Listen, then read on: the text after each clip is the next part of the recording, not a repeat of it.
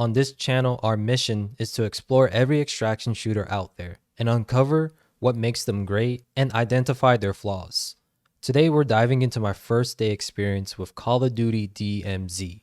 This might sound surprising, but this is my first ever Call of Duty game. I guess while others were immersed with COD, I was navigating the gaming world with titles like Quake and Uberstrike during my elementary school days.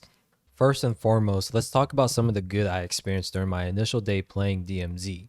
The gunplay. It was nothing short of an action-packed dopamine rush every time I shot a gun. One of the most fun FPS experience I've had. The sound effects, especially when leveling up, added a unique touch that set it apart from other games.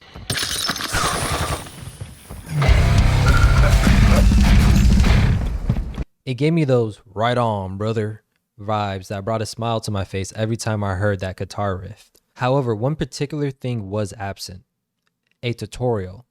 I was surprised I wasn't placed into one when I first launched the game. While I don't need one to grasp shooting mechanics, a tutorial would have been beneficial to understanding the overarching gameplay loop of DMZ. Each extraction shooter has its own purpose and approach to extracting, making a tutorial valuable in getting a grasp of the mechanics. Plus, I often use tutorials to test and customize keybinds. It's not a big deal, I'll just watch some YouTube videos to help me understand everything a bit better. Learning by combat is okay. I do wonder how many people would be willing to go through the same hurdles to play this game mode though. I can't help but express some confusion during my first day though.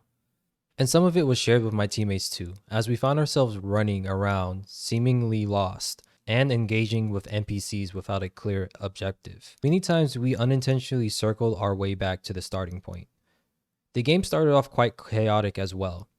This chaos was a stark contrast to my experience in the previous extraction shooter that we played on this channel, Hunt Showdown. Nonetheless, the sheer number of AIs around every corner was overwhelming. Squads of 6 NPCs at every turn creating an environment I wasn't a big fan of. I did make it past just because it was good practice to understand my sensitivity and some keybinds, rather than testing them out on real players. I generally lean towards preferring PvP over PvE when it comes to playing games that have guns in them. Perhaps my perspective will shift as I spend a week immersing myself in DMZ, as I did with Hunt Showdown. Reflecting on my initial day with DMZ, I must admit it wasn't the most enjoyable. Jumping through hoops from verifying my account and adding my phone number to dealing with shader downloads and FPS issues presented hurdles to simply play the game. I'll be documenting my first week with DMZ similarly to my Hunt Showdown playthrough. Let's see if this game grows on me by the end of this journey.